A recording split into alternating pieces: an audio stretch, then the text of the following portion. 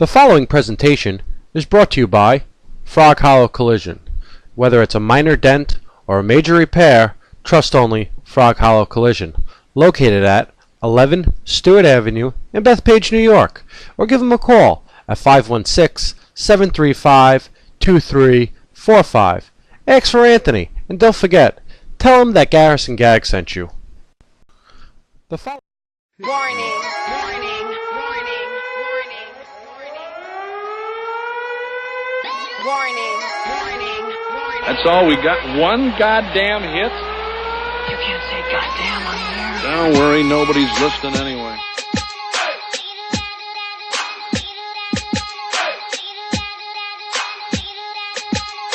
When I get to the workplace, I like to fuck shit up. This is a warning.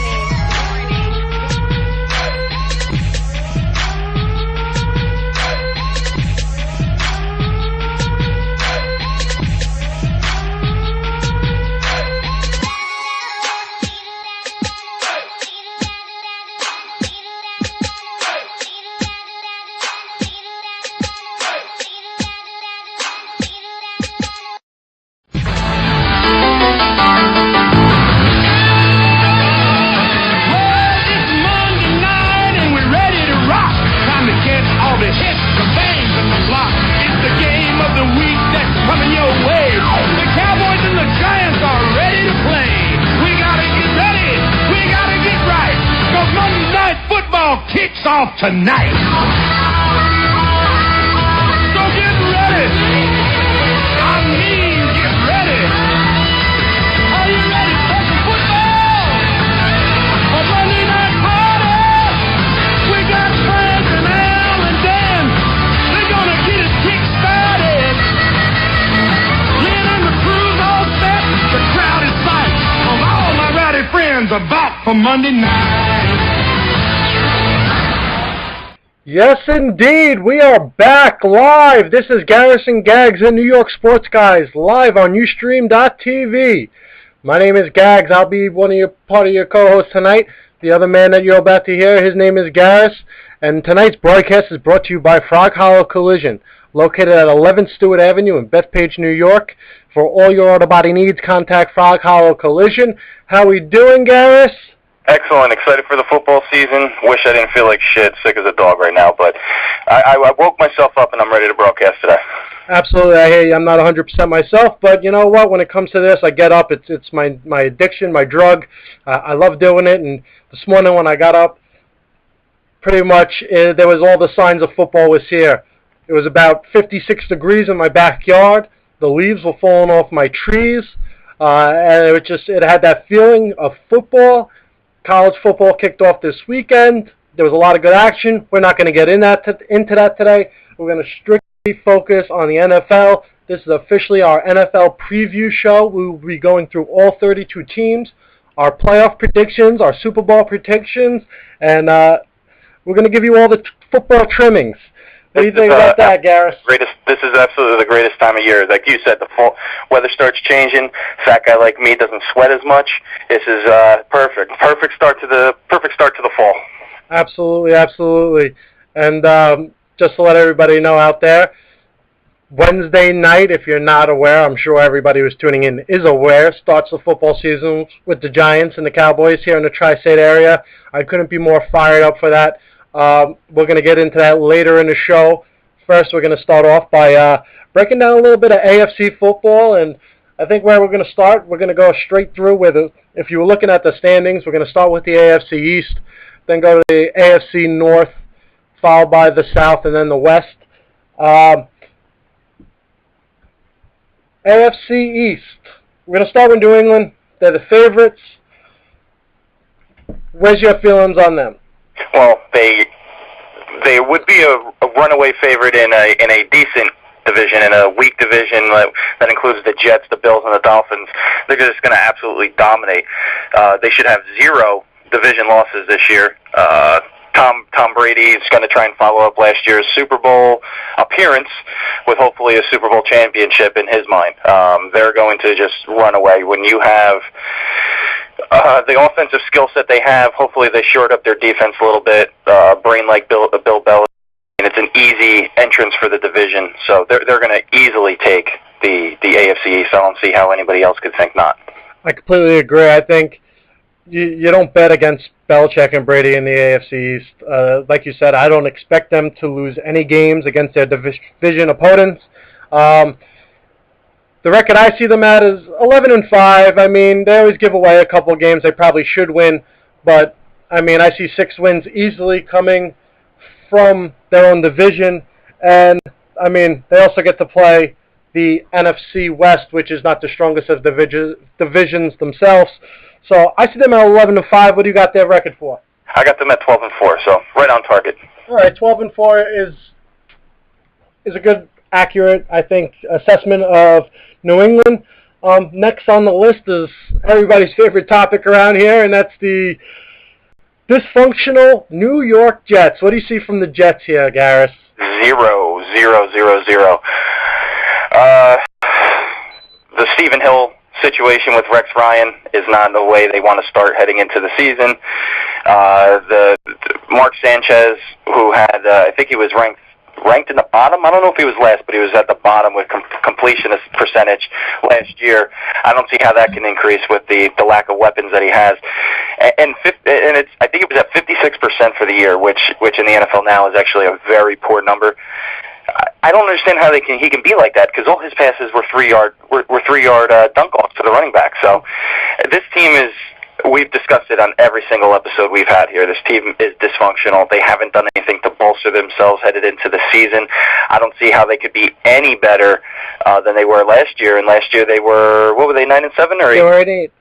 Okay, yeah, 8-8, and I don't see how they could be any better than that. I see 8-8 being an honest assessment. I know I was saying 6-10 before, but I want to try to be fair, give them a couple wins against the division, because believe it or not, they're the second best team in that division.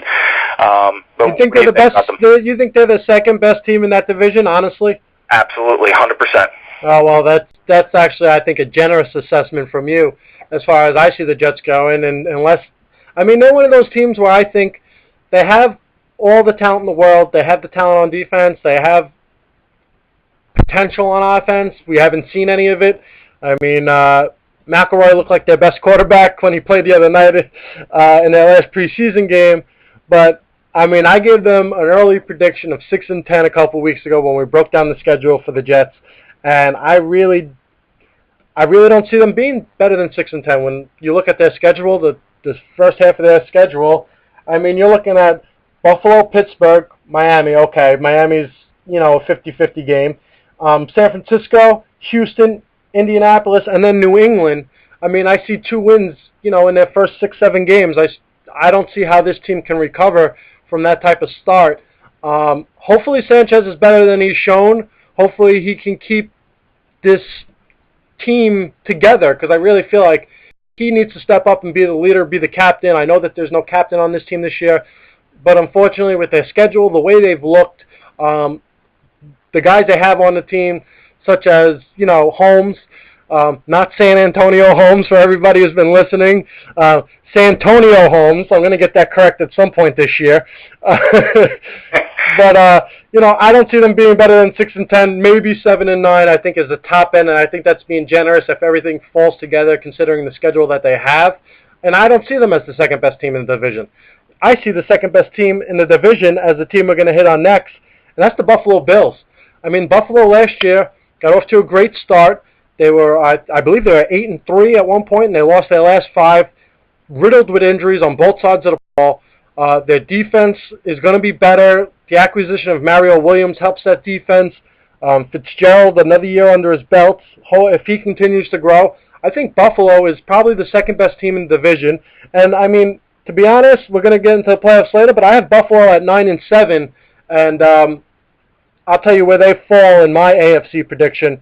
But I think if they can stay healthy and build off what they did last year, I think Dick Duran did a nice job with them, and I think this team is the second best team in the division. What do you think about Buffalo? Ooh, that's a bold prediction. I see them as a 6-10 team, which is better than I'm 6-10 team, which is the same record as they had last year. I mean, I guess you have a better clear them after week 1 against the Jets. So When you have Fitzpatrick leading the helm as your quarterback, I don't see where he could take you. They had a great run in the beginning of the year last year, and they became what they are, which is a 6-11 team. I'm sorry, 6-10 team, or a 5-11 team. I don't see them being. I really see them being third in that division. You don't think they're a better team going into this year with the acquisition of Mario Williams? No, that's a great pickup, but he will make their defense a little better. But what are they going to do on offense? I mean, we thought the same thing last year, and I think they cut Stevie Johnson this week, and he was actually a big playmaker for them. But if they're cutting him, that means they probably have a piece that we don't know about or is not really well known in the public eye yet, that they plan on unleashing to the rest of the NFL. And if they have another couple playmakers that Fitzgerald can get the ball to, I think this team could be dangerous. And I know you said it's a bold prediction, but as we get further into these teams, it's not my boldest prediction, that's for sure. A couple things might make you turn your head as we go through this, but all right, you have Buffalo at 6-10. I have them at 9-7, and then let's move on to your favorite team. We both see them probably finishing last in this division. The Miami Dolphins we're talking about here. I think they're headed in the right direction. I think they have the right head coach in place. I think they have the right young quarterback at the helm. I see lack of talent and playmakers on the outside in their receiving game. I think is Fasano still with the team as their tight end? He is, but he can't catch a ball, can't catch a pass in the preseason. Well, you know what? I always thought he was a good player at Notre Dame. He's had a couple of good games in the pros. Now he's in his, I think, fourth season. You really hope that he takes that step and becomes a pretty good tight end, a top-of-the-line tight end in the league. But when I look at their receiving core, I can't even name a guy who's going to be starting for them on the outside. They cut receivers in the last week. Six receivers. Not to mention they also cut Chad Johnson, which we heard you last week completely bash and thought it was a bad move. I thought it was a bad move too, especially with a young quarterback there. He needs a safety blanket. I just don't see him having one. Reggie Bush, you don't know what you're going to get. Are you going to get the Reggie Bush of the last 8 games of the season? Or are you going to get the Reggie Bush of the first 8 games in the previous 6 years in New Orleans? I see this team at 5. I see them at 5-11. I think that was being a little generous when you look at their schedule. There's a couple teams in there like Indianapolis that I think they can compete with and beat. So you follow this team. Your assessment, I'm sure, will be as honest as anybody's of this team. What do you think of them as far as their record goes and what their final say is going to be in this division? 3-13, 4-12. Falls right in there. I was going back and forth. I actually had them at 6-10, which is what they were last year. To happen, they have no targets to throw to. So was that the fan in you giving them 6-10? What's that? Was that the fan of you being a fan of them, hoping for the best, giving them 6-10? I had them going 12-4 in the beginning of the the fan of me was saying 6-10, trying to stay positive but not giving them a ridiculous record. 6-10 was a ridiculous record. They're going to be 3-13. When you have a young quarterback in Ryan Tannehill, you need to support him with some weapons in order to allow those rookie bumps to be a little less noticeable. He has nobody to throw to. There's going to be no go-to guy besides Devon Best, who's a nice, solid slot receiver. They're going to make him the number 1 receiver, and that's not where he fits in. He's a nice slot receiver, and the number 2 is going to be Brian Hartline. That's Brian who? Tough one. Exactly. Exactly. Reggie Bush played well, like you said, down the stretch last year. It all depends on the offensive line because he's not a powerful running back. He's fast, he's quick, and he could be a playmaker in a Darren Sproles role. But as far as an every down back, if he's going to get lumped up with the offensive line, which I think is improving and getting better, it looks pretty good. If he's going to get banged around out there, he's not going to have a long year. Running backs need to be a little bit more powerful than he is, and he's a skinny guy. He's got some muscle on him, but he's not going to be able to be an every down running back, and you'll see it this year because last year their main focus wasn't Reggie Bush, it was Daniel Thomas, and I think he's third on the depth chart as far as running backs go for Miami. So it's going to be a very, very long year. Their defense is going to be okay. their pass defense appears to be good. They did get rid of one of their players last week in Vontae Davis for a couple picks. So the secondary took a hit. Sean Smith is pretty good in the secondary, but it's going to be an easy day for whoever gets Miami on the schedule. Absolutely. I agree with you, and I think everybody out there listening agrees. Miami's probably, in my opinion, 2 years away. A couple more high draft picks as far as offensive weapons go to get put around Tannehill, and maybe they'll have a shot to get back in the playoffs. So it's going to be a long season for you, and I know you're going to hang in with them every week, no matter win, lose, or draw. Well, I have to. I bought the ticket, so. All right. Next up on the AFC list here is the AFC North, which I think is the toughest division in the AFC. With Baltimore, Pittsburgh, Cincinnati, and Cleveland. Where we're going to start, I think, is with Baltimore. They won that division last year. Solid defense, good offense. You wonder if Flacco is ever going to take that next step and get into that top 7 or 8 quarterbacks in the league. He does have weapons around him. Ray Rice, I feel, is probably one of the top 2 or 3 running backs in all of the league. He's also probably the top fantasy player for anybody out there playing fantasy football. At least last year on my team, he killed it. I love the guy. He's a local guy out of Rutgers, and he continues to play, especially now that he's got that holdout thing behind him. Hopefully he's ready to play, and he's got his head on straight. You know what you're going to get from their defense. Doesn't matter who they put there. Baltimore's defense is always a top 5 defense. Ray Lewis, at the age of 39, I would still take him probably over any other linebacker in the league. And I see this team as probably falling where they usually fall, 12, 13 wins. I put them down for 13-3. What's your feelings on the Baltimore Ravens? I got them the exact same record you're saying, 13-3. They're going to get the number 1 spot in the AFC. They're pretty much set up to be the favorite in the AFC here. As long as they allow Flacco to use his passing talents. And Ray Rice is a great running back. Absolutely huge playmaker out of the backfield as far as receiving goes, too. If they can utilize their deep pass, establish the passing game, play with a little bit of a lead, the defense is going to fall in line, which actually might have taken a step backwards this year, getting a little bit older, another year older. Ray Lewis's last year. I would love to see them. I'm a huge Ray Lewis fan. I'd love to see him in the Super Bowl for one last time. And Absolutely. Ravens are going to run away with the division, run away with the conference at 13-3. And the one scary thing is, they do have Anquan Boldin, and last year you didn't really get the typical Boldin type of year that he was having in Arizona. So if he steps up and gets back to his old form, I mean, this team can be dangerous. They might even be better than 13 wins, and that's kind of scary. When you look at the defense, I don't care how old they are, they still come to hit. They're the hardest hitting team in football. Even when they play in the same division as Pittsburgh, who we're about to jump into next, when you look at Pittsburgh's defense, they're as good as anybody. They always come to play. That franchise for the last 50 years has been built off defense, and I still would put Baltimore right there with them. But moving on from Baltimore, Pittsburgh, what's your feelings on Pittsburgh? I think that Pittsburgh's going to be a wild card winner, obviously, playing behind the Baltimore Ravens. They'll be a little bit healthier this year with Roethlisberger recovering from that high ankle sprain. Mike Wallace ended his holdout. We'll see if he has a great season or more of a Deshaun Jackson type season this year. Roethlisberger's going to have to play big. He's going to have to play huge and put up Drew Brees type numbers, which he's not that type of guy, in order to outplay the Baltimore Ravens. So I see Pittsburgh falling in the line somewhere around 10-6.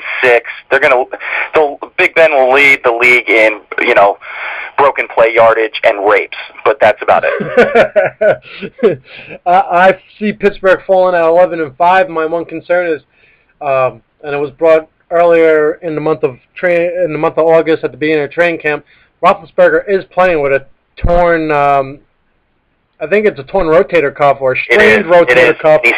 I think he said it was, I guess out of the two, it was the better one to tear, and it wasn't torn in the way that it hurts to throw the ball. So, according to him, it shouldn't be that much of an issue, but we'll have to see how that plays out. The one thing I will say about Roethlisberger is the guy definitely is the toughest quarterback in football. The guy's a beast. He's more like an offensive lineman or a defensive end than a quarterback when you look at his body type. But with their defense, I love Mike Tomlin as a coach. I think he's the guy who gets them ready to play every week, no matter if they have their starters in there or you're seeing Charlie Batch come out of retirement to play quarterback for them. They always compete. They always stay in games. And I see them falling at 11-5. I also have them as a wild card team in a tough division too. And you know what? I don't think when you look at their schedule, there's many teams that are really going to challenge them that are outside of their division. I see them as 11-5 and a wild card team. And the next team in the AFC North that we're going to get into is Cincinnati. Cincinnati Bengals, who last year had a great year. All these young players, A.J. Green, Andy Dalton at their quarterback. If they can continue to stride, I think they'll have a winning season. They have a pretty good defense. Unfortunately, when you have Baltimore and Pittsburgh and you got to play them 4 times, it makes it very hard on a young Cincinnati team, I think, to make the playoffs. I see them at 9-7, which is not too bad. And somehow Marvin Lewis is still the head coach there. I don't know how this guy's made it through all those bad seasons, but it looks like he's kind of figured it out. He's got the respect of the guys there. You figure Dalton might give you the same type of season if he gets a little bit better. But when you have to play Pittsburgh and Baltimore 4 times, it's going to be hard for them to even sniff 10 wins, I think. Yeah, last year they were the final wild card spot. Won it in the last game. Actually, I think they backed into the playoffs, if I'm not mistaken, correct? I think they did lose in week 17. They did lose, and I think the fact that the Jets lost, and then the Titans I think lost to the Titans lost to the Texans or something, and they wound up backing their way in, if I'm not mistaken. Yeah, I believe that was correct. I don't have the exact numbers in front of me, but I believe that was the case because I know that the Jets controlled their own destiny, and I think the Jets was what got Cincinnati in. If the Jets lost, Cincinnati was to get in, and of course we all know what happened with the Jets against the Dolphins.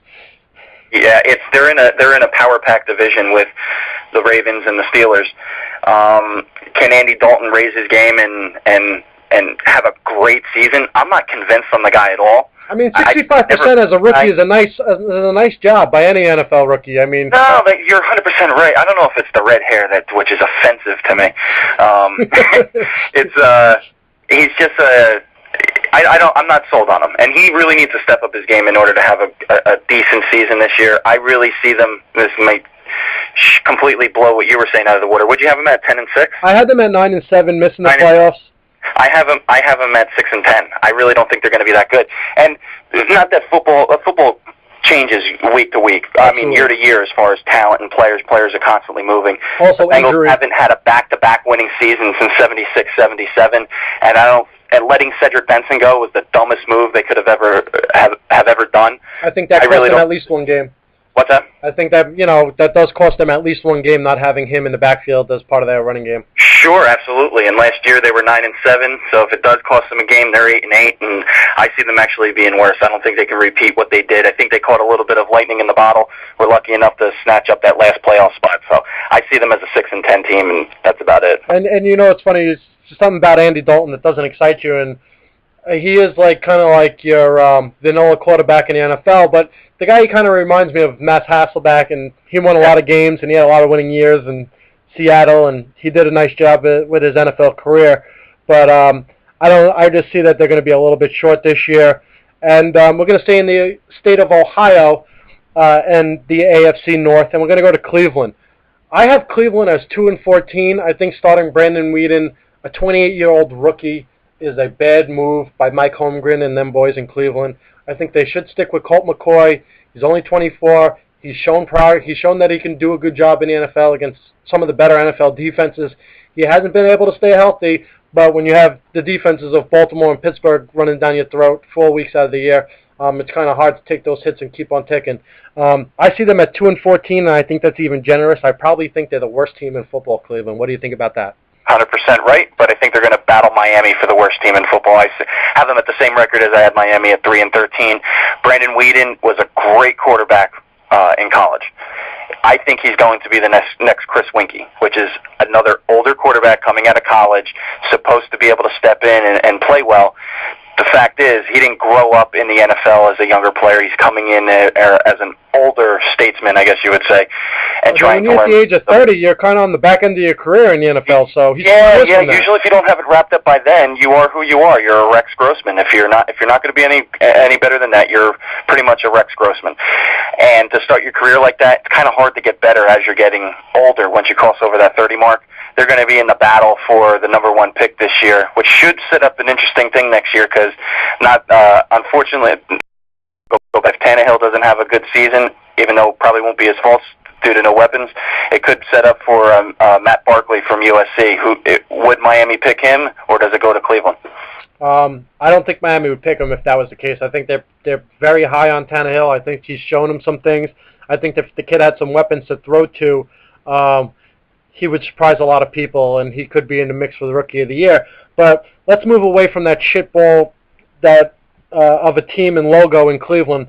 Let's go to the AFC South, which I feel is one of the weaker divisions in all of football. You have Houston, who is, they can win this division by probably just winning their division games. They're another team like New England where I don't see them losing a game within their division.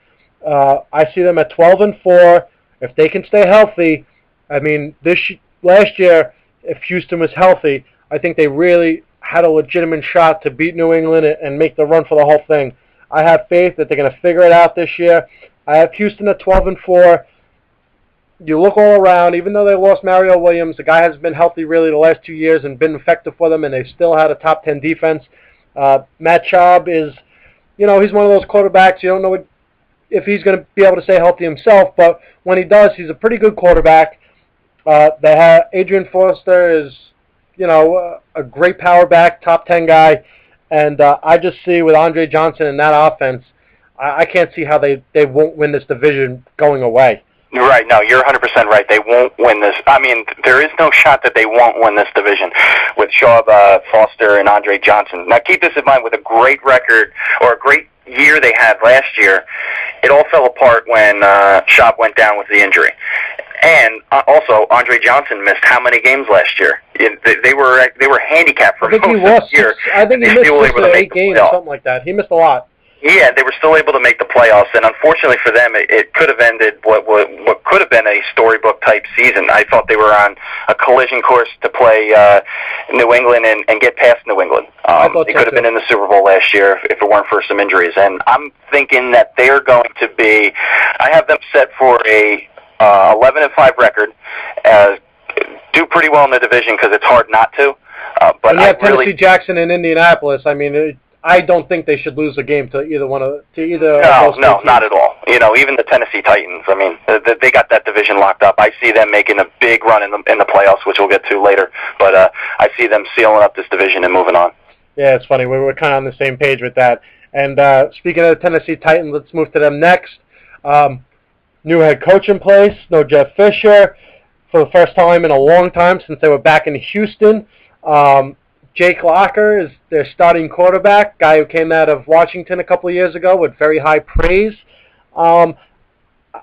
This team is one of those teams, it's like, I don't know what to expect from them. Kenny Britt has all the talent in the world. I think he could be a Pro Bowl type receiver.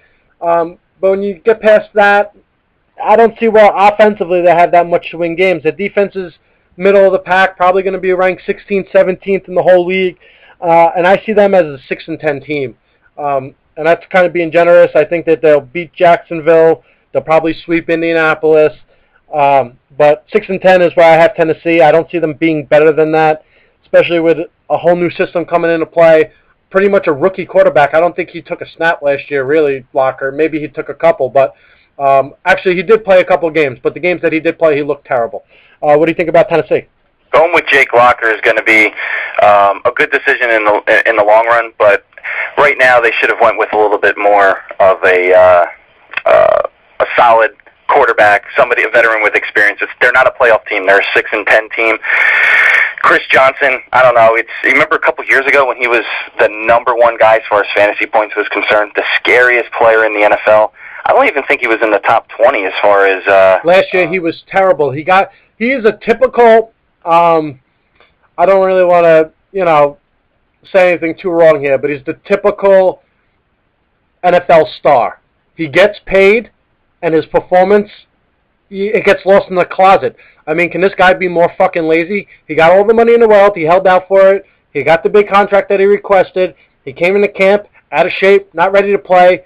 I don't even think he ran for 1,000 yards last year. He didn't have a 100-yard game until about week 13, and he went from probably the best running back on the planet to a middle-of-the-pack average guy that I probably wouldn't even want on my team. I'd rather have Matt Bradshaw over him the way he played last year. But let's see if he rebounds, if he comes out ready to play. If the guy's ready to play, he's as good as anybody, and there's no denying him that.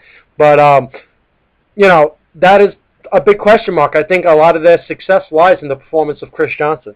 That's racist, yo. I'm not being racist. I'm not dropping any, slurs. But you know what I'm saying. I mean, and that goes for all sports. It's not just football. You see people in baseball and basketball, they get their big contract, they get their payday, and it's like the effort and the performance gets cut in half. They don't want to get themselves hurt, or they're happy they got their money, they have nothing else to prove, so they don't work as hard. You're 100% right. Typical for professional sport. That's what you call him. He is what he is. You're right. He's a hood rat. He's a hood rat. That's what I'll say. He's a hood rat. And he's the biggest hood rat there is. This is what you want out of your team. And it's a completely different sport, but somebody like a Kevin Durant, okay? He doesn't play in the most glorious city. He's not in New York. He's not in L.A. He's not in Miami. He's in Oklahoma City. Who gives a shit? It's got, what do they have out there? Cows and fat chicks is pretty much what they have over in Oklahoma City. But he signed a long-term extension because he's the team leader. He is the guy there. Somebody like a Chris Johnson was the man of the NFL. He held out for a big payday. And cost his team, cost himself practice time with his team. He's not the leader of the team. They're still looking for it, and maybe they'll get it in locker. But he's, like you said, he's basically a rookie, and he needs some time to develop. And if he's going to have a struggling season, somebody with a personality of Chris Johnson isn't going to be too happy. And I don't see anything good happening with that team. So they got a lot of work. San Antonio Holmes. That's pretty much what Chris Johnson is, in my opinion. And I think, a lot of their success and especially a lot of the growth of Locker depends on whether they can rely on this guy to carry the ball efficiently for 16 games in 17 weeks. Let's step away from Tennessee for a second. Let's move on to Jacksonville. I actually like Jacksonville for some reason. I know they were so bad last year. Blaine Gabbert looked like he was not ready for the NFL. I've actually got a chance to watch. I watched clips of 3 of their preseason games on the NFL Network. I actually think he looks like he found his confidence. He found what he had at, I think it was Mizzou where he played his college ball. He looked efficient. He looked like he knew where he could read defenses. I think now that they got this whole Maurice Jones-Drew thing figured out, if MJD can come in and be in shape and be efficient himself and be ready to play, starting on Sunday, I think Jacksonville has a couple of pieces that will probably, in my opinion, I had them finishing second in the division. I think they could be a 7-9 team. But, that all depends on their quarterback play. Is their running back going to not give the effort because he never got that contract and he doesn't want to continue to get fined and lose all his money? That's probably the only reason he did check in for and end his lockout and end his holdout. But I think Jacksonville, if all went well and, Gabbert continues to play the way he looked in the preseason against first-team defenses, I think this team has some potential, and they can actually win a couple of games here. What do you think about Jacksonville? I think they're a 7-9 team. I'm not sold on Blaine Gabbert. How could you be? I know you're basing it off of preseason, which he looked pretty good in his preseason, but I don't think he's that great of a quarterback at all. I don't think he has the potential to be anything other than a 7-9 quarterback for his entire career, which is pretty fucked up because, it is the beginning of his career. He's got the only thing that could save him is signing MJD, like you said before, or not signing MJD, getting him back in the camp. If he can have a productive season and doesn't have like a Deshaun Jackson distraction all year long, and he can hit his new target in Blackman, he has the ability, or I should say, he has the weapons there where he could have a somewhat decent year. You said that it looked like he was able to read defenses better in the preseason. It's probably because he studied his tape last year and figured, let me throw it to the opposite place where I threw it last year so it doesn't get picked off, I don't get sacked, I don't fumble the ball. I don't think he's a good quarterback, and I think Jacksonville just stays sub 500 at 7-9. Well, with Jacksonville, they also had a lot of younger guys up front last year, and I think they've improved, so that's going to give him a little bit more time. He took a lot of hits early in the season last year, and that's why he got pulled and he was benched. They went through a couple quarterbacks in Jacksonville last year. But I think, you know what, this kid does have the tools. He's a pretty nice-sized kid. He has a good arm, and if he can continue to progress and build off what he did in the preseason, I think they could be okay. Let's go to probably one of the most interesting teams in football, not for the good, but for just the interest. That's Indianapolis, a team that was been in the playoffs for God knows how many years, 12 straight years up till last year with the injury of Peyton Manning being out all year. They do have the number 1 overall pick in Andrew Luck, who's looked very, very good in the preseason. I just don't see the weapons around him that will really make him successful this year. And I see him being the same type of quarterback that Peyton was in his rookie year, and that's a 3-13 quarterback. I don't really have much more to say about Indianapolis. It should be intriguing to see how he plays, though, with pretty much no names around him. Well, Andrew Luck is one reason why I'm excited I have the NFL Sunday ticket, is because I want to watch a lot of his games. I want to see what he can do. One of the greatest quarterbacks in recent history has been Peyton Manning, and like you said before, he was a 3-13 quarterback. He's the most NFL-ready, in Andrew Luck, he's the most NFL-ready quarterback coming out of college since Peyton Manning. I actually think he looks better. He looked better in college and looks better in the preseason than Peyton looked in his first year. He really does look the part, and he's going to be a great quarterback in the NFL. Unfortunately, he's a rookie. They went 2-14 last year. Reggie Wayne is going to be his go-to target, and he seems to have found a connection with him so far in the preseason. I see the Colts going at 4-12. Not too much. We can't really harp on them yet because we don't know what they're going to be, but I'm really excited to see what Andrew Luck can do in this season, in his rookie year. All right, let's continue moving on through the AFC. We're going to go to the West, and I think the favorite out there, the division winner last year, the acquisition of Peyton Manning, Denver, I have them as 11-5. I think 8-8 with that defense last year, bringing most of their same pieces back, adding Peyton Manning to the offense to get the ball to Thomas and Decker, who are nice young receivers. I see them at 10-6, winning that division.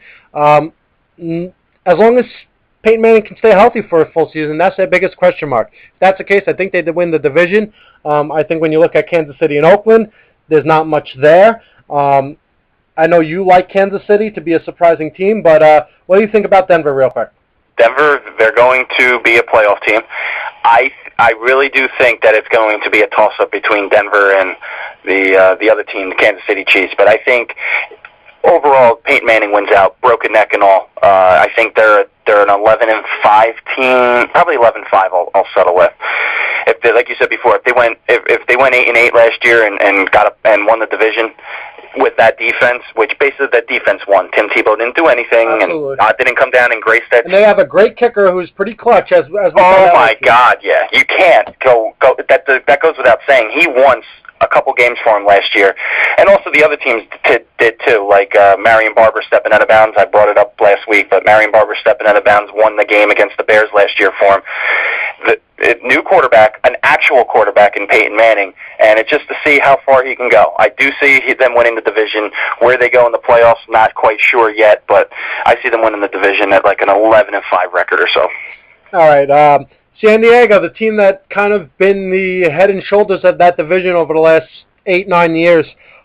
Phillip Rivers, as far as he goes, I mean, by now, if he hasn't stepped up and become that elite quarterback that, you know, Eli and Roethlisberger, his fellow draft members, have become, I don't see it happening, especially with the loss of Vincent Jackson not being there anymore. I just see this team as kind of an 8-8 team. I don't think they're anything special. They get off to terrible starts. I don't see anything different. North Turner is nothing special as a coach. People praise him as an offensive genius.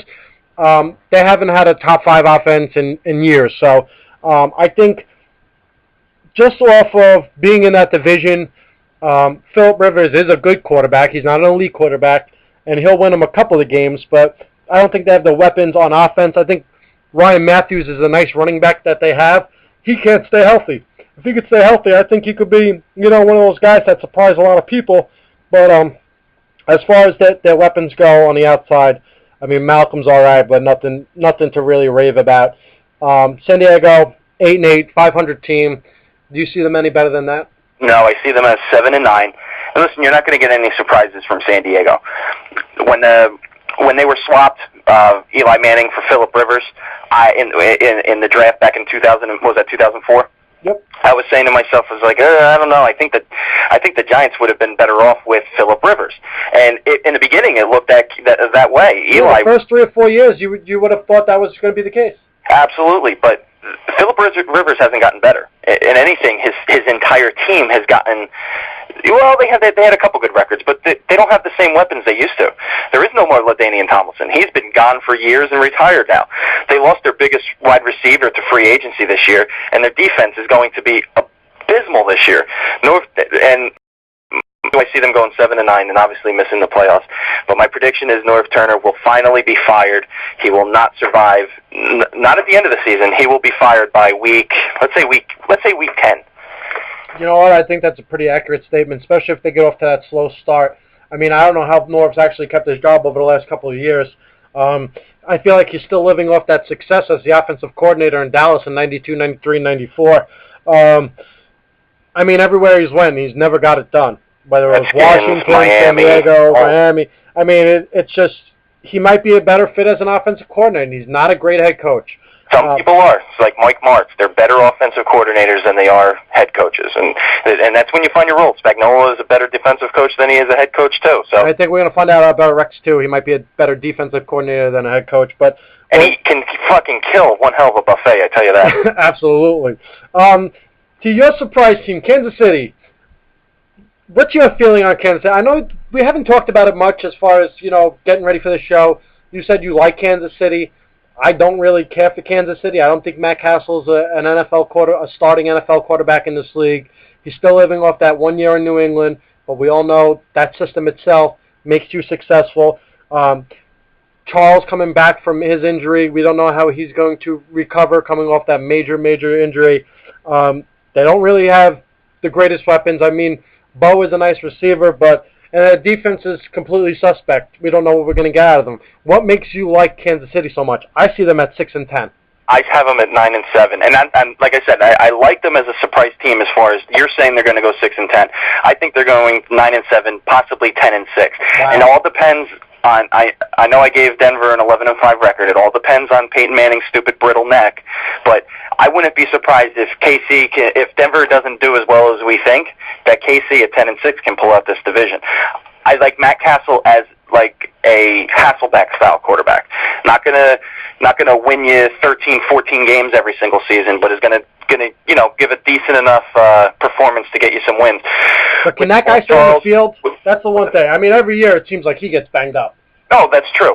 But here's what I'm looking at Adam have. I see him having like almost an Eli Manning light type of year. He's going to have a great duo in the backfield with Jamal Charles and Peyton Hillis. Peyton Hillis had a horrible 2011 year. Not a season. His year of 2011 sucked. Went from being the highlight player of that Cleveland Browns team to being on the cover of Madden. The Madden jinx. In a complete dolt. And I think he really learned his lesson. He got hit with the Madden jinx, Garris. What's that? He got hit with the Madden jinx. Yeah, but Madden, it's usually for injuries, not turning into a complete fucking asshole, which is what happened. Whatever happens, that fucking old bastard, he jinxed these players. They have great years, they get on the cover, and they fall to shit. Yeah, they eat a turducken, and then they get cancer or something. Oh, the turducken. So I really do. I like their tandem. I see it as more of like an Ahmad Bradshaw, Brandon Jacobs style tandem with the two of them, and there's something going on with that team, and I'd just like to be able to take a look and see how it plays out. Oakland, as well as they've played against the division the last couple of years, I see them as a glorified pile of shit, kind of jumbled together. I mean, they traded away half their team in draft picks for Carson Palmer to get him in there. He really didn't look like the quarterback that he has been in the preseason. He hasn't looked that great from what I've seen. I've only seen a couple of drives, but he still does. He doesn't look like he's the same quarterback since he ever took that leg injury in Pittsburgh in the playoff game. He has not terrible. Moore's had a nice year last year. Haywood Bay is probably the biggest bust of a receiver we've seen in a long time. The guy is huge. He's 6'5", 6'6", runs a 4.3 40, and he doesn't give a shit. So it's hard to say that this team is going to be good offensively. I mean, I think it all comes down to McFadden will win them a couple games. I think he's a very good running back, and I think if he stays healthy, he could be effective for them. And the fact that they usually play tight games against a division will win them a couple of games. But I see them as last place, 5-11, 6-10 at best.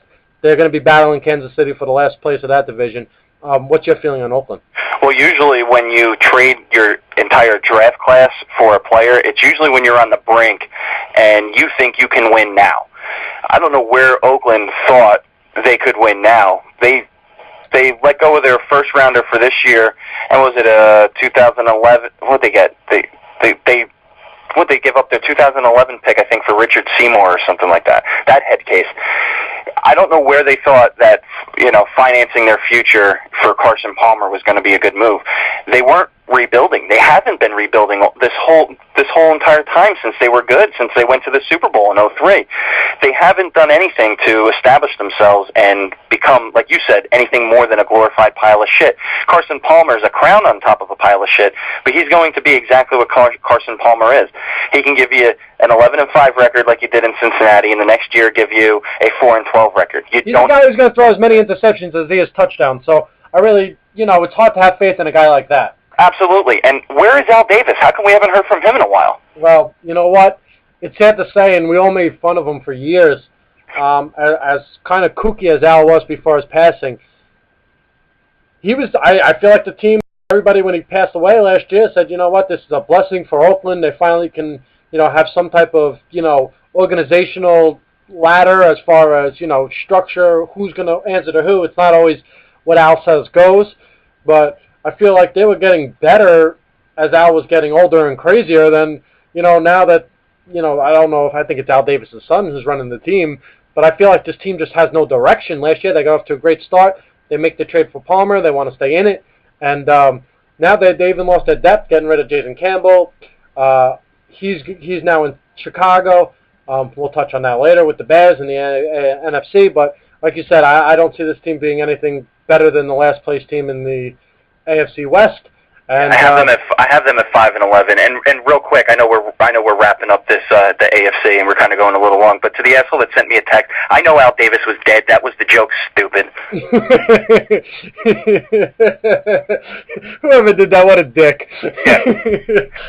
Like we don't know what's going on. Come on, we're the New York fucking sports guys. Know that Al Davis died last? No shit, stupid. Welcome to our fucking world and the people who listen to us like we don't know what's going on. All right, we're gonna take a quick break. We're gonna hit you with a sponsor spot, and we're gonna come back and we're gonna break down the NFC. This is an hour-and-a-half show, so it is 45 minutes into our show before our first commercial. But we're going a little longer today. There's a lot to go over. We're going over the NFL, strictly NFL. We'll save the baseball bullshit for another day. We'll save the college football till it gets a couple weeks in, and stick tuned. We'll be back in a minute. New York Sports Guys. Garris and Gagz, live on Ustream.tv. Do you have a car or vehicle that needs auto body repair, and you're not sure who to trust to bring your vehicle to? Garris and Gagz highly suggest you go visit our friends at Frog Hollow Collision, located at 11 Stewart Avenue in Bethpage, New York, or you can give them a call at 516-735-2345. Don't forget, ask for Anthony to receive the best customer service and quality care. Let them know that Garris and Gagz sent you.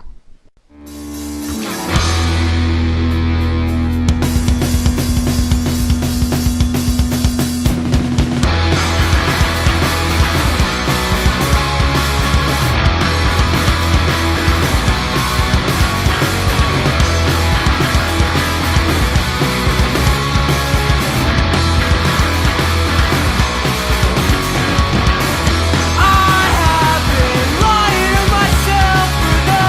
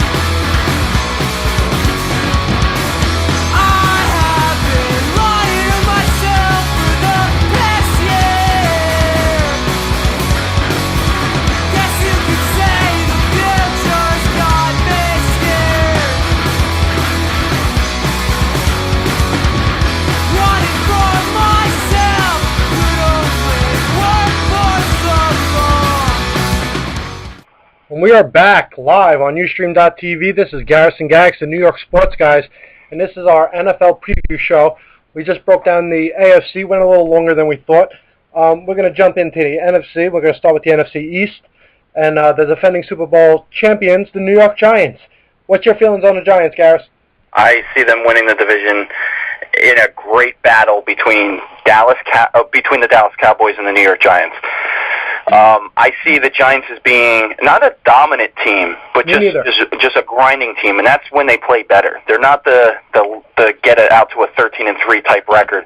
They're more of a 9-7, 10-6 style team, where every win is important to win. You know what I mean? They don't seem to play well when they have a big lead. They seem to blow it late at the end of the year. So I like when they have to come from behind. I see them at winning the division at 10-6.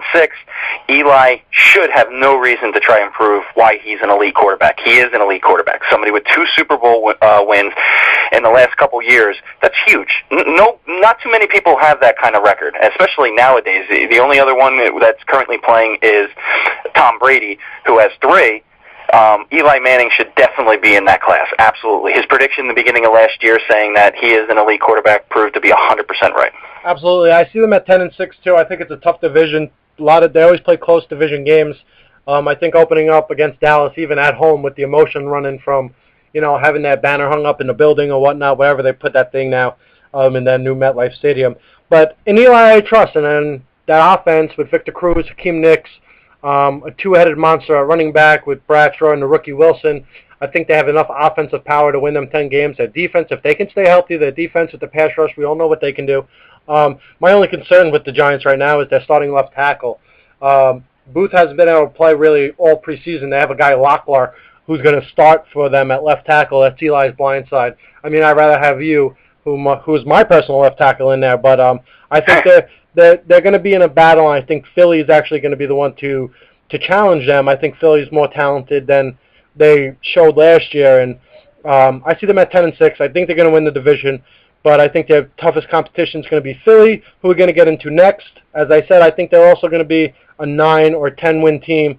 I think the Giants can beat them head up, which will give them a tiebreaker if it comes down to that.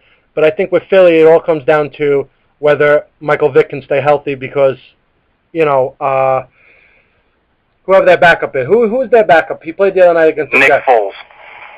Who? Nick Foles.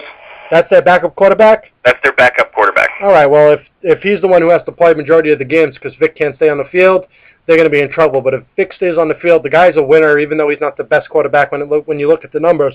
He gets the job done. Deshaun Jackson, even though he's an asshole and I hate him, he's a cocky bastard, he is one of the elite receivers and game breakers, not only on offense but on special teams. I see Philly as being a 9-win minimum, probably 10-win, same as the Giants. What's your feeling on Philly? See, I think I do not agree that they're going to be battling for the division. I know a lot of people seem to think that they're going to be right up there. I don't see it. I see them as being 7-9. And not to ramble on with the Philadelphia Eagles, I really think it only comes down to one thing, and that's Michael Vick. Michael Vick is a very, very injury-prone quarterback. Every year he misses games. Yeah, exactly. So it's all going to depend on him. I really don't see them being anything more than a 7-9 team.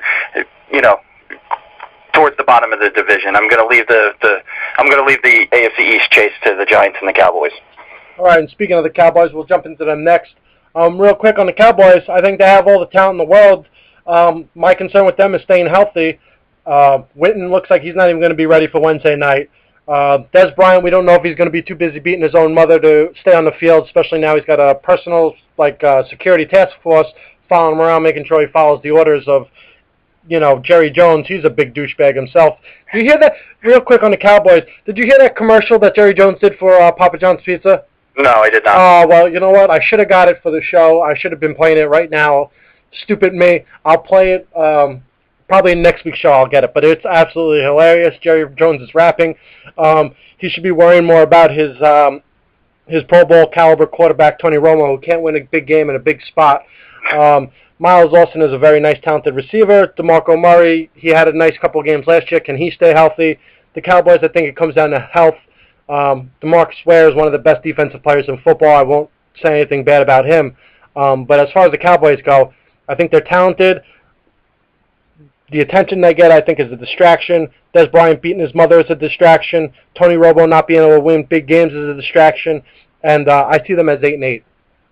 I have them going 10-6, same record as the New York Giants.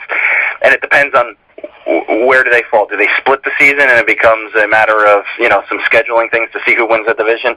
I see them battling Giants right to the end, and they're going to be a 10-6 team. But I think they're going to be a very, very good 10-6 team. I'm really sold on Tony Romo this year. He's a damn good quarter. And anybody can say anything about Tony Romo. He's a damn good quarterback. And I think people took Amani Toomer's words out of context, because if you listen to the whole clip, he wasn't bashing Eli as much as he was praising Tony Romo.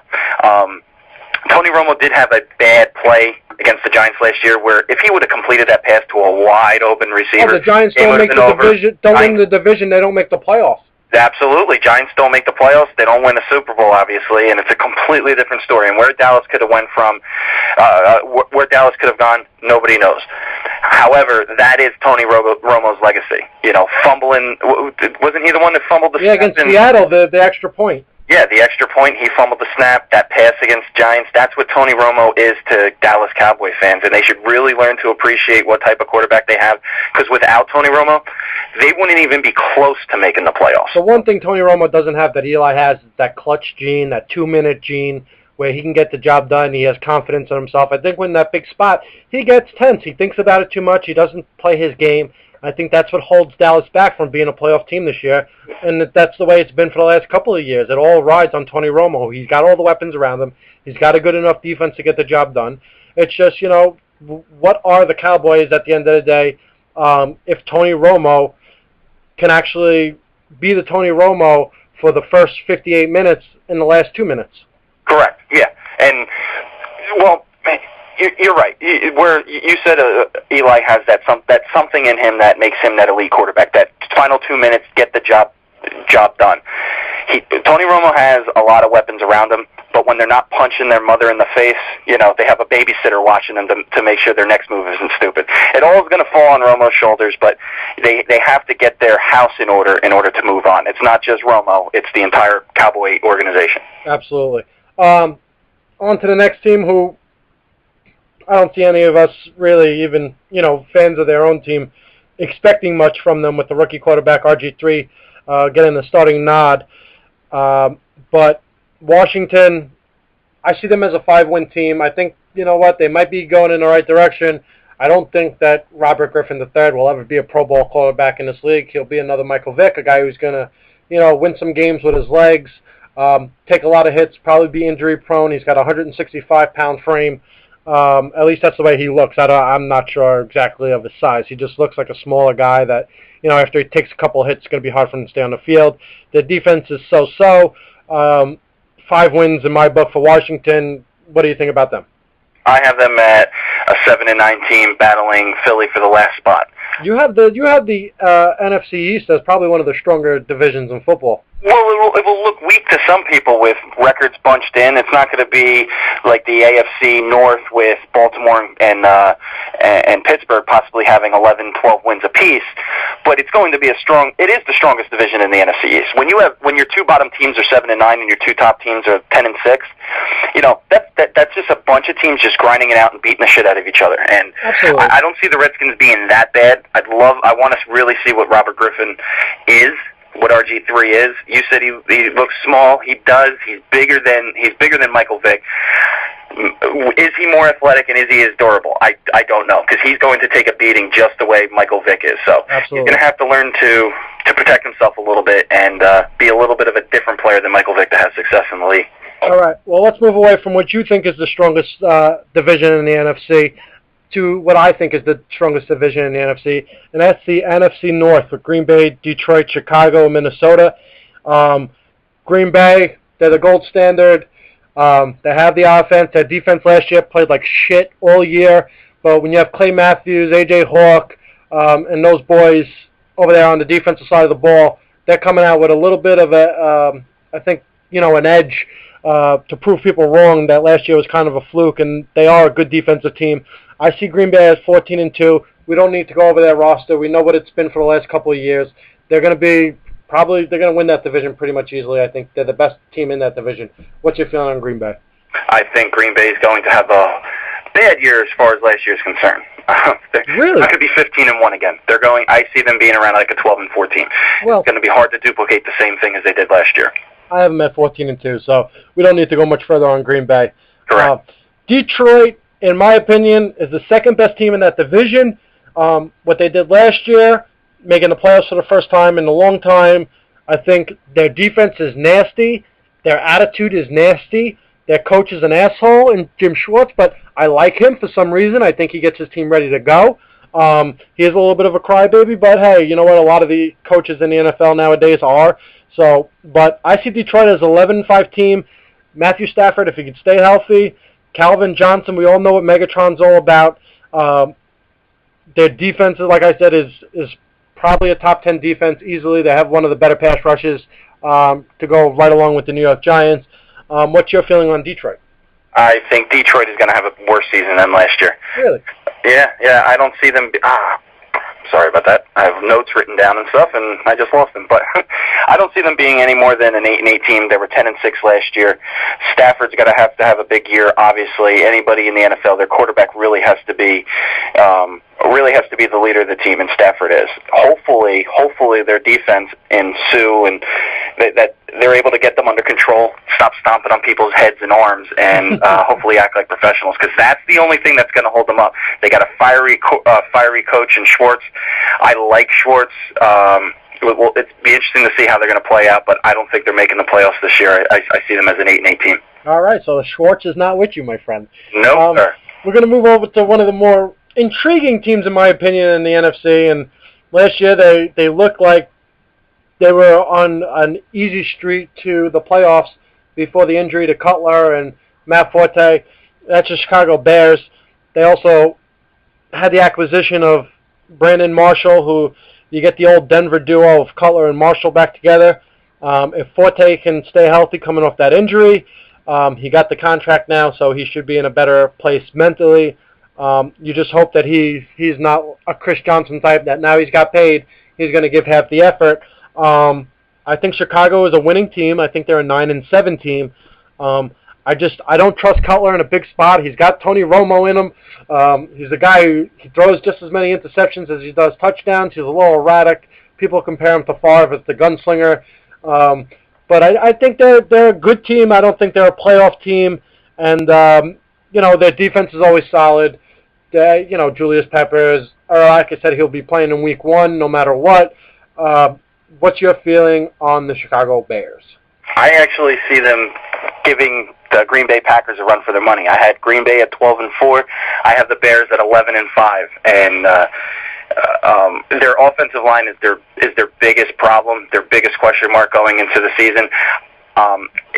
Which is not good for Jay Cutler, because Jay Cutler has some weird decision making. He's big for throwing interceptions in the end zone or red zone interceptions. So, but he should have his favorite target in Brandon Marshall reunited again. I really looked to that to be one of the best duos in the NFL this year, and it should be good. Should be something exciting to look forward to see some playoff action for Chicago this year. All right, so we're flopped on Detroit and Chicago, and then to the bottom feeder is the division. Minnesota, I don't think anybody expects anything from them. I see them as a 2 or 3 win team. Christian Bonder, I think, is going to be their starting quarterback. I feel bad for 2 guys on that roster. That's Jared Allen and Adrian Peterson, 2 of the best guys at their positions, and they just play for they have shit around them on both sides of the ball. I don't expect them to get much done. There's only so much one guy on defense and one guy on offense can do for a team. And if Peterson, he has to stay healthy this year. And, Jared Allen, we all know he's going to give you 15-plus sacks. He's one of the defensive forces in the league. But that's not going to be enough to really even get this team more than a couple of wins. Yeah, absolutely. I see them as going, you said 2 or 3 wins. I have them going 4-12, which isn't much better. They're going to be at the bottom of the division. Like you said, Adrian Peterson, huge coming off an injury like that. We'll see if he's able to become the player that he was. I know he wasn't allowed to be touched at all during practice, and how could you blame him? He's the only thing worth looking at the Minnesota Vikings. Not a big fan of Christian Ponder, and when that's the situation, if you don't have confidence in a quarterback like that, it's just not going to be a good outlook for the Minnesota Vikings. Better luck next year. Yeah, plus they wear purple. Faggots. But anyway, to the NFC South. New Orleans is where we're going to start. They've been the division winner the last couple of years. All this stuff in the offseason with the fine suspensions of pretty much everybody from their middle linebacker up to their owner, general manager, their coach, all the problems that they've had as far as, in the media and the public eye. I still think this is a 12-win team. I would never bet against Drew Brees and that offensive machine that carries them, it seems like every year. Their defense, never been a great defense. They're a ball-hawking defense. They like to take a lot of chances. But at the end of the day, when you have a team that scores 30-plus points almost every week and a quarterback that throws for close to 5,000 yards every year, it's kind of tough to see them not winning that division. Your feelings on New Orleans? It's going to hurt not having their entire coaching staff, basically. Drew Brees is going to have to act as a pseudo head coach in addition to being quarterback, which I think he's the best man for the job. Anybody that could pull it off, it could be him. Like you said, last year he went over 5,000 yards and broke the NFL record, breaking my buddy Dan Marino's record. He's going to be just the same as Drew Brees always is. He's going to have a dominant style year. And there's nothing more you could say in that division. New Orleans is a runaway favorite.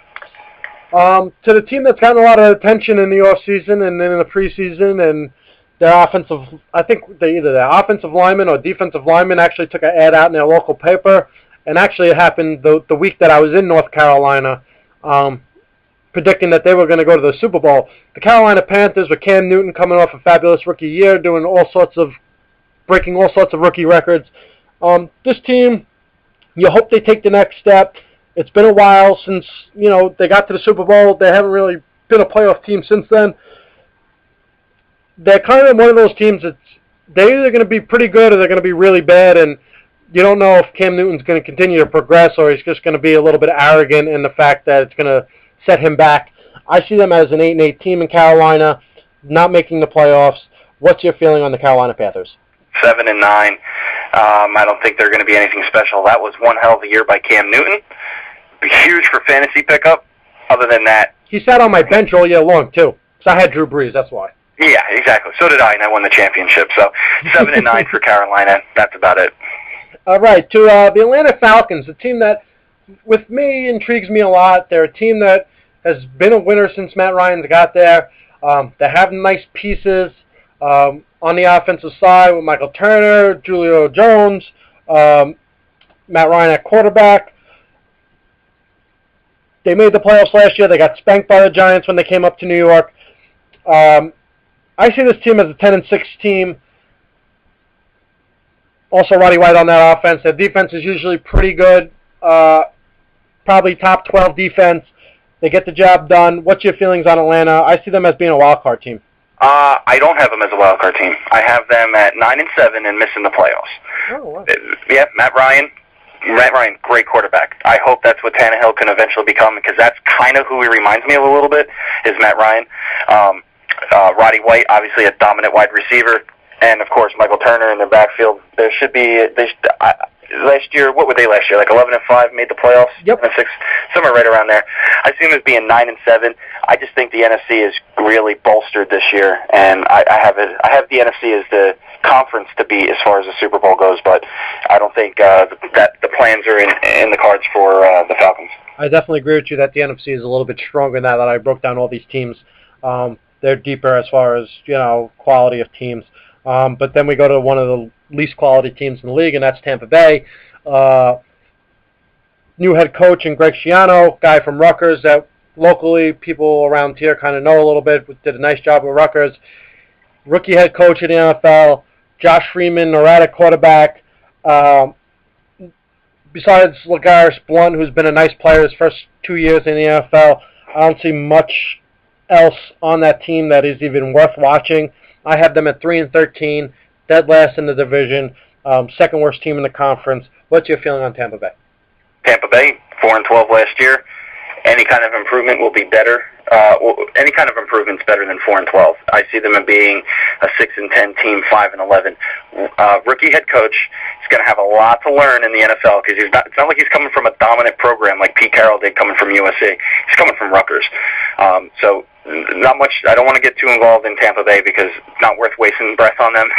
just like Miami Dolphins and the other losers in the AFC. But as far as the losers in the NFC, Tampa Bay is one of them.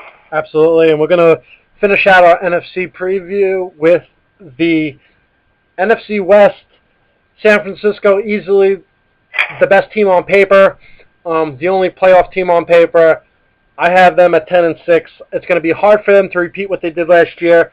I think last year they got a career year out of Alex Smith. They controlled him by making him not throw the ball. I think he only had one turnover the whole season. I cannot see him repeating that type of performance. They did bolster their team by adding Mario Manningham, Randy Moss, and Brandon Jacobs. Can those guys stay healthy? Can those guys give max effort? They're all guys who like to take plays off, take games off. But their defense is very good, and there's no denying that. I still see them winning the division. I only see them winning 10 games, and the reason I say that is because they have very tough games. They have to play Green Bay, New England, the Jets, Giants, New Orleans, Detroit, and Chicago. They have the AFC East and the NFC North on their schedule.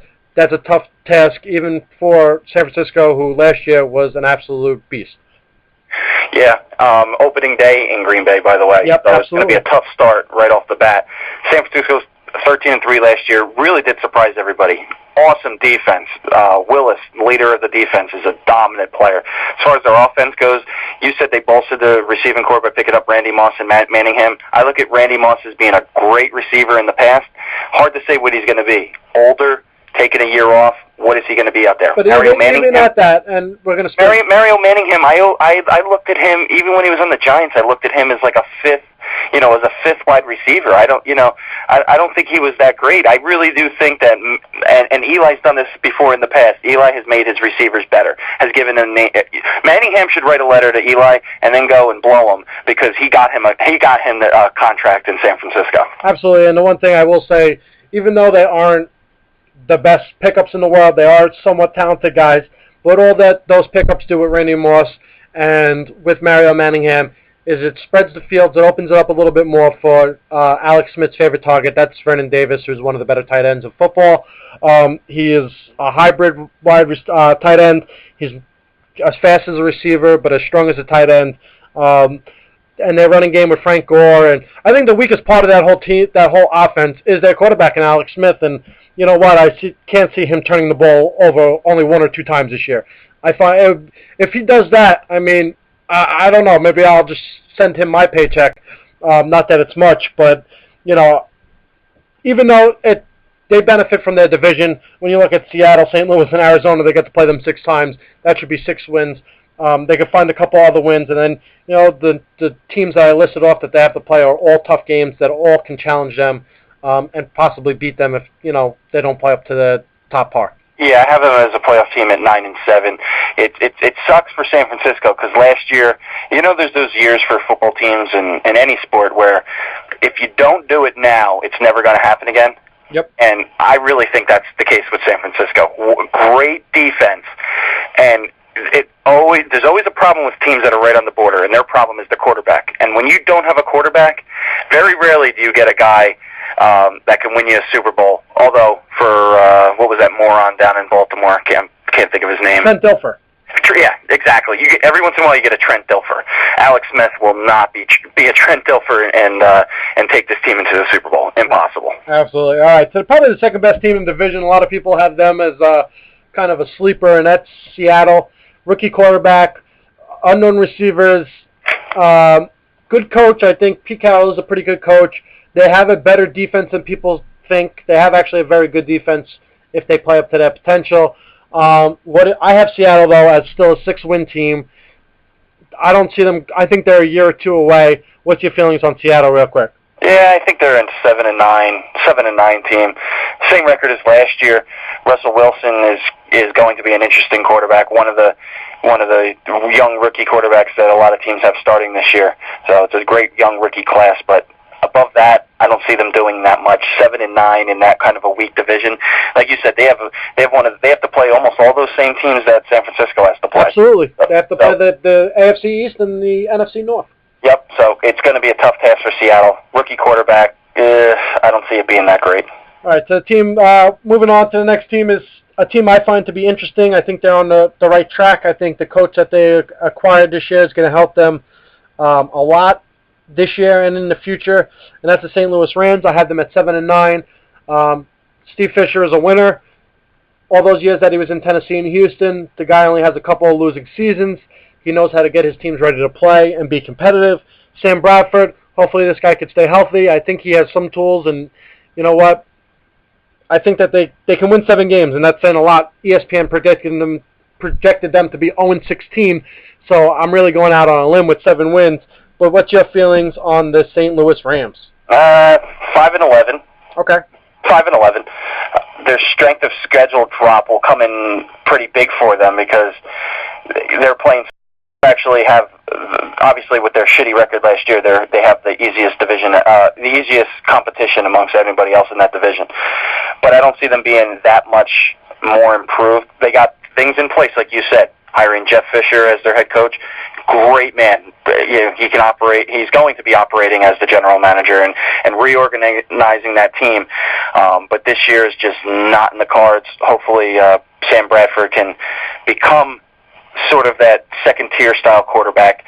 A couple years away, I think. Same thing with that team. A couple years away from producing anything other than a 5-11, 6-10 style record. Well, I think with Bradford, if he doesn't show it this year, it's not going to be there. The guy was taken number 1 overall. They give him all that money. And Fisher's not the type of guy to play somebody because of that contract. If he doesn't see him getting the job done, he's going to tell him to hit the road. Absolutely. Arizona. I mean, can you see more of a fucking mess in an organization in Arizona? They have no quarterback. They have no running backs. They have Larry Fitzgerald, who I feel terrible for. This guy is probably the best receiver or top 5 receiver in the game. He has nobody getting goddamn football. John Skelton from Fordham is going to be their starting quarterback. I mean, this team's just a mess. From the top to the bottom, you take Fitzgerald out of there, this is an 0-16 team. I see them at 1-15. Best 1-15. Maybe 2 wins if something falls right and the team doesn't show up 1 week. But this team is, I just don't see anything good happening for Arizona. Absolutely terrible. What's your feeling on that? I have them going 4-12. All right, you're generous. Yeah, generous. The reason I graded it like that is I look at the 2 shittiest teams in the NFL being the Cleveland Browns. Yep. And they can't have a worse record than Cleveland. Absolutely no way. And we said they were going to go 3-13. So I got to give them 1 more win. That's the only grading curve I've been using for Arizona. I could care less. There's not many teams I care less about than Arizona. It's a joke. Skelton is the quarterback. Kevin Cobb can't stay healthy. They gave money to Kevin Cobb, who, what was he besides a backup who was given the starting role in Philadelphia, only to lose it to a dog-killing ex-con and Michael Vick, sent back and signed a contract out in Arizona, and he can't beat out John Skelton. He can't beat out John Skelton. He handed the keys, and he couldn't with a crash. Fordham University. Did we even know they had a football team in Fordham? I mean, and the starting quarterback in the NFL comes from Fordham? I mean, listen, my cousin goes to Fordham. It's a great school, great broadcasting school, academically. But when you have a starting quarterback in the NFL that came from Fordham, I don't know how you can win games. I mean... Yeah, well, here, I know you have a cousin that goes, Fordham stinks. Everything about Fordham. Their football program sucks, straight up. Their program sucks, and nothing against them, but they're shit. All right, that's going to close out the breakdown of the AFC teams and the NFC teams. I was going to take a quick break, but we're rolling late on this broadcast. I want to get just straight into playoff teams. Who do you have in the playoffs out of the AFC? Just rattle them off, Garris. Okay, here I go. In order, number 1 seed going to the Ravens, followed by number 2 and getting the bye is New England. Other division winners I have as Texans and the Broncos. 2 wildcard teams I have as Steelers and the Chiefs. Alrighty. I have Baltimore as the number 1 seed. I have Houston as the 2. Those 2 teams getting the bye. New England, Denver, Pittsburgh, San Diego. who do you have coming out of the NFC? NFC, I have Giants in Green Bay. Green Bay getting the number 1 seed, Giants getting the number 2. Then followed by the Saints, the 49ers, and then the 2 wildcard teams being the Cowboys and the Bears. All right, I have Green Bay as the 1, New Orleans as the 2. The Giants getting the first the 3rd seed. San Francisco, Detroit, and Atlanta are my playoff teams. Who do you have in the conference finals for the AFC? Ravens, Texans. All right, I go a little bit different. I have Pittsburgh Texans, and I actually have, the way my breakout is, I have Houston beating New England, and I have Pittsburgh beating Baltimore. As much as I like Baltimore, and it seems like in the playoffs they just don't get it done. Especially, Pittsburgh, their experience. I think that carries them over. And in the NFC, which way are you going? I got in the AFC. You said I'm in the NFC. NFC. Okay, let's go with that. So I have in the conference finals in the NFC Championship game, I have Green Bay against the Giants. Okay, I go a little bit different than you. I have New Orleans playing Detroit. The matchup from last year's thriller in the playoffs. And who is your AFC winner, my friend? Ravens. I have the Houston Texans, who I was very high on, and I think injuries hurt them last year. I think that they are going to surprise a lot of people. And out of the NFC, who do you take? Well, I want to see the Giants in there, but just so I don't jinx it, I'm going Green Bay to play the Ravens in the Super Bowl. All right, I'm going New Orleans. I think New Orleans has something to prove. They have a chip on their shoulder with all this bullshit that's happened with the league and the bounty gate and whatever you want to call it. I think Drew Brees and that offense, the rest of those guys are going to come together and try to stick it right in Goodell's face.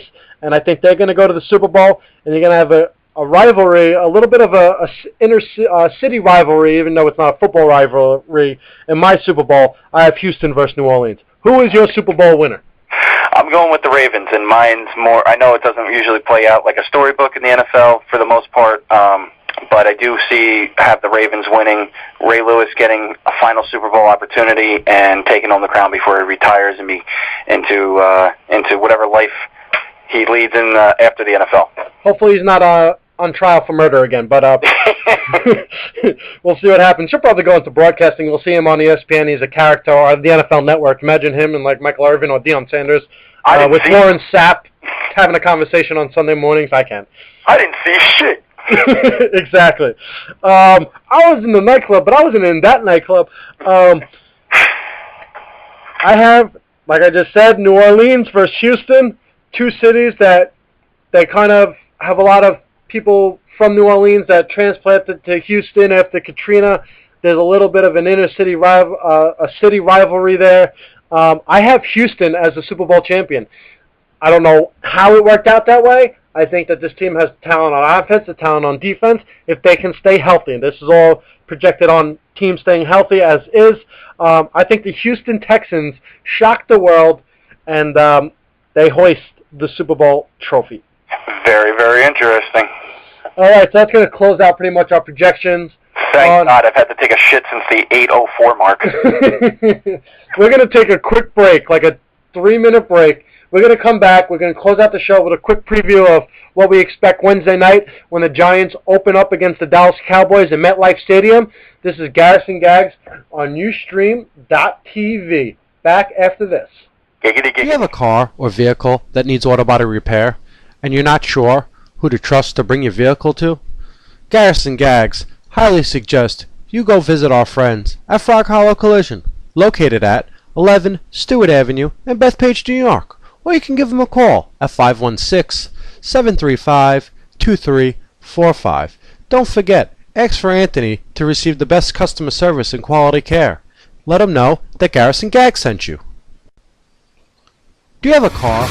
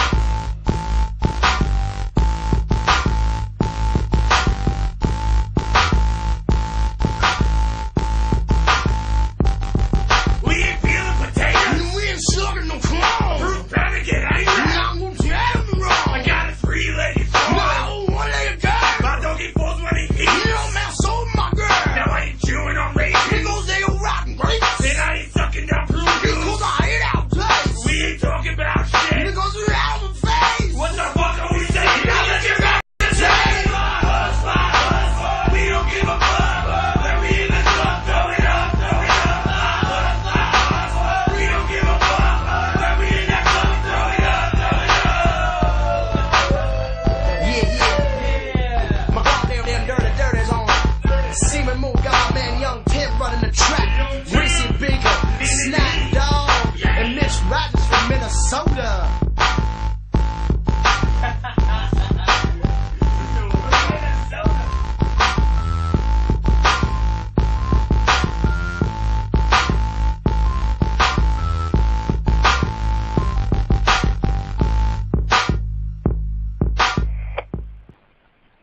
And we are back with Garris and Gagz, the New York Sports Guys, live on Ustream.tv. This is our NFL preview program. We're going to close out the show real quick with a quick breakdown of Giants-Cowboys, what we think is going to take place Wednesday night with the opener. Also, just a programming note, we were supposed to do a broadcast live Wednesday night. We've decided to cancel that, do this extended broadcast. Also, I'm going to try to get to the stadium and get in the building if possible. And I'm sure my partner is going to want to be locked in for pregame and all that other good stuff. We're excited for football. We cannot be more thrilled that the season is about to kick off, especially the fact that the baseball season has fallen to shit for the Mets. The Yankees are falling to shit. We'll touch on that next week a little bit. Also, starting next week, our broadcast will be on Tuesday nights. The reason we're doing that is because of the football Sunday, Monday Night Football. Everybody's going to tune into Monday Night Football, watch the pre-games of that. That kind of conflict with our schedule as far as broadcasting and having people tune in this week. I'm sure the live ratings will be down due to it being Labor Day weekend with barbecues, people getting their kids ready for school and all that other good stuff. But next week, we'll be starting Tuesday nights, our live broadcast every week to review all of the NFL weekends. And we'll also touch back into baseball, college football. We have some cool things planned for the future. But where we're going to go right now is to the opener, Wednesday night, MetLife Stadium, Giants-Cowboys. What do you see happening, Garris? I see, well, first of all, we're huge football fans, obviously. I would say that's our number one sport, right? Correct? Yeah, I mean, I'm a baseball guy at heart, but football gets me excited just as much. Well, I guess 5 World Series in the last 17 years helps too. But absolutely. When Born on a Yankee no-hitter, how you beat that? Yeah, well, guess what? Also, my team being the Mets, fuck baseball. It's all about football. Greatest time of year. Starts fall, weather starts getting a little cooler. I can throw in a fire in my fireplace there, get a bunch of buffalo wings, and watch NFL football. And that's also with the team being the Miami Dolphins by October, you'll be saying fuck football too. So. Well, I'm going to be a converted Giant fan, just like I was last year. Me and Luke, we all got on the same bandwagon and rode it into the Super Bowl. So I'm looking forward to that. It couldn't have been a better opening night. A Giants-Dallas game on opening night. Fucking huge. I'm super excited about this game. I really think that the Giants are going to establish themselves as the team to beat in the NFC by getting a nice division win over the Dallas Cowboys. This is going to be a race to the finish between these two teams. I don't know when they play in their second game. I don't know if you have that offhand. I do. Give me 1 second here. They actually play. It is... Where the fuck is Dallas? Dallas. I have the fucking schedule in front of me. I can't find... Oh, it's November 4th, so it's right in the middle of the season that they play them the second time in Big D. Okay, well, I would have preferred to have him towards the end of the year, a little beginning of the year, end of the year kind of thing. But nonetheless, it doesn't matter what happens in the future. Right now, it's about the opening night, Wednesday night. I can't wait because as soon as I get off of work, nobody fucking bothers me, leaves me alone because I'm going to be turning on the NFL Network, which you and your stupid cable company finally got. So for the first time, Mike, you'll be able to turn on the TV at 4 o'clock in the afternoon and watch pregame coverage for 4.5 hours. And just wait till Sunday when pregame starts at 9 o'clock in the morning. Your wife is going to hate you. Well, unfortunately, in my real day job, what gets me the check, I'll probably be working till about 5:30. But hey, I can come home and put on a pregame right away. That gets me excited. You are that shit and fast forward. No. If I can find a ticket from a friend or anybody out there listening who might have an extra ticket, I would love to be in the building for it. That's the ultimate goal. But if not, I'll be sitting in front of my TV with probably a cold one and watching the game just like everybody else. And the funny thing is, you say that you not being a Giant fan, you see them coming out and winning this game. I see this game as being a problem for the Giants. When they expect, like you said earlier in the broadcast, when the expectations are high for this team usually falls apart. And coming in emotional, putting the banner up or the sign up, the Super Bowl champions, it's an extended pregame. The NFL loves to draw this shit out with extra commercial breaks. It's hard to get in the flow. Also, my concern that I mentioned earlier when we broke down the Giants at left tackle, when you have DeMarcus Ware lining up against that weak link, I think it's going to be a tough time for Eli. Hopefully, Bradshaw can stay on the field for 30 minutes of this game without getting injured. But I see Dallas kind of surprising everybody and coming out with an opening day win. I just see the Giants, as much as I'm excited, and I think they're going to have a good year, I just see this opening week as a little bit of a disappointment. I'm saying this as a realistic Giant fan, a realistic football fan, especially the way they looked in the last preseason game. I'm not going to take anything away from that. You got Nix, who's probably going to play at 85%. Victor Cruz is great. No left tackle. And we're not sure how much Bradshaw is going to be effective. Still dealing with a little bit of an leg injury, hand injury. We'll see how he comes out after getting hit a couple times. I see this as a 3-point game. The line's 3.5. I would actually take Dallas. I think they're going to win the game outright. I see something like 24-20, 23-27 type of game. I'm hoping I'm wrong, because nothing would be better to get the season off with a W at home. But being a realistic fan, I think Dallas is going to come out and surprise a lot of people. Okay, so that being said, you're taking the opposite. I am saying Giants. You're saying Dallas. What is your prediction on score? I'm going to say Dallas 27, Giants 23. Really? Wow, okay. I'm going to say that it's going to be a low-scoring game, and it's going to be more about the defense and a couple early season mistakes than it is going to be offense. And I'm going to say Giants squeak it out 16-13. See, this is what I see. I see the Giants defense is going to take a few series to get in rhythm. Romo hits a big play to Miles Austin. They get open to like a 10-point lead, and the Giants are just playing catch-up the whole game. Unfortunately, that's just the way I see it playing out. I see it's going to come down to the wire, but you know what? It's just, it's going to be one of those games where it comes down to, who has the ball last. If the Giants have the ball last and they're within the score, I have all the faith in the world in Eli, like I said earlier, and Eli I trust.